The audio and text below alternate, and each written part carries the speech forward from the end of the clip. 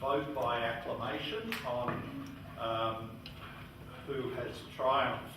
A couple of other things caught my eye. There's a bit of a discussion in here about manner, and that includes body language and vocal style, but it also includes humour, and there's advice that may work, but also that sarcastic or insulting humour may have a negative effect on you, the audience.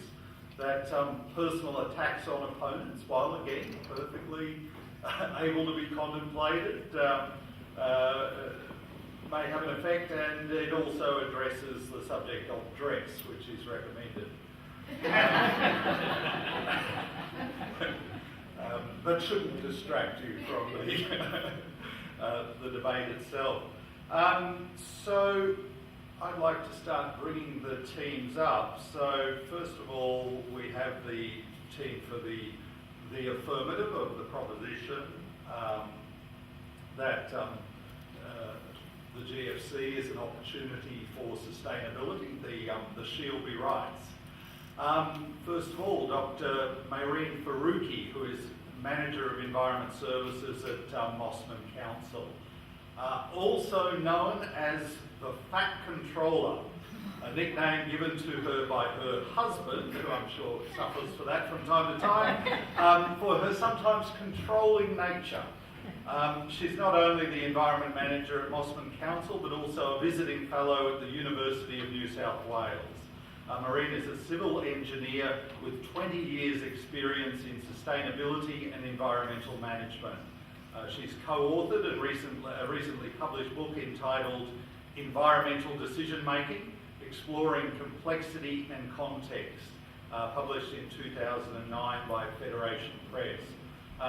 To make the world a better place, Maureen would like to install in all a passion for cooking and sharing food, wholesome, ethical, sustainable and slow-cooked food. A contender for Master Chef. Okay, next. Change of clothes there, yes. We're not quite sure what all the props that have been produced involve. Peter Maganov, who's the manager of Randwick City Council, also known as Mango.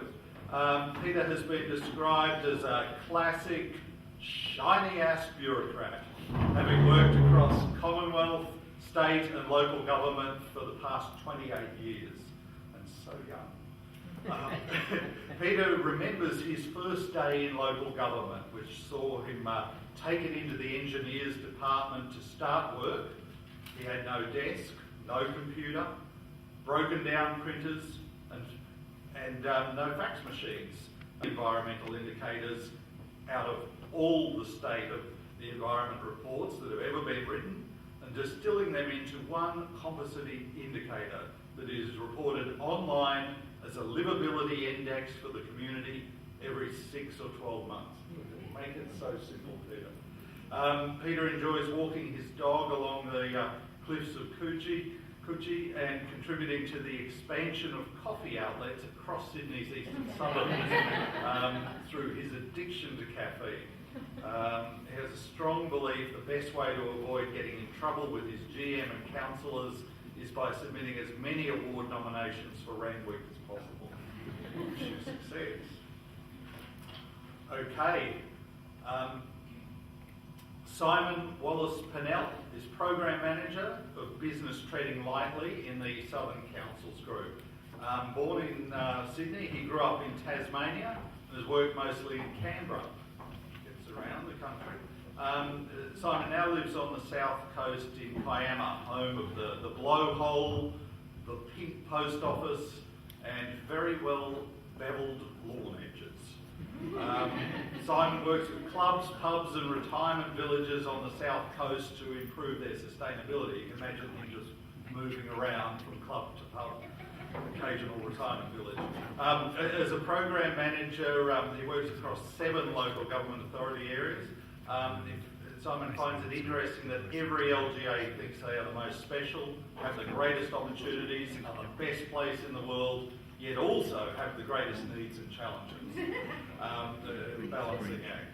He somehow acquired a BA and Bachelor of Science from ANU, majoring in political science and psychology, and has a deep interest in organisational change, especially how to bridge the knowing-doing gap. He has a 4-year-old daughter and a 2-year-old son, in whom Simon observes persistent and obstinate knowing-doing gaps. I know the experience. To make the world a better place, Simon would introduce a disconnected and forum-free day. On this day, email and internet would not work. Also, there would be no seminars, conferences, or networking drinks.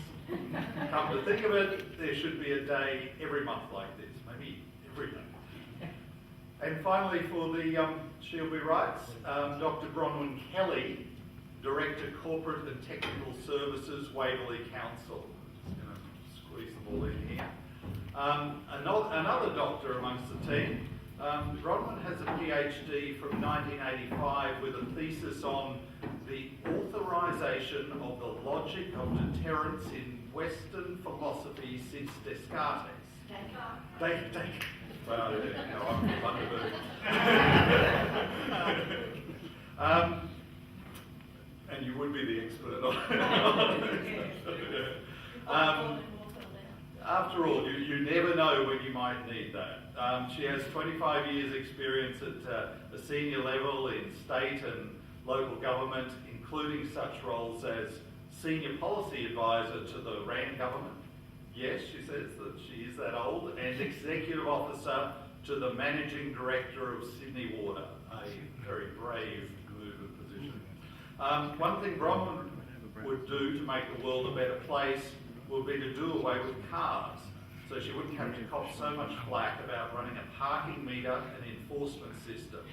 Because then she wouldn't have to spend endless hours developing systems and policies to share out 1,350 spaces in Bondi between 10,000 to 40,000 people a day.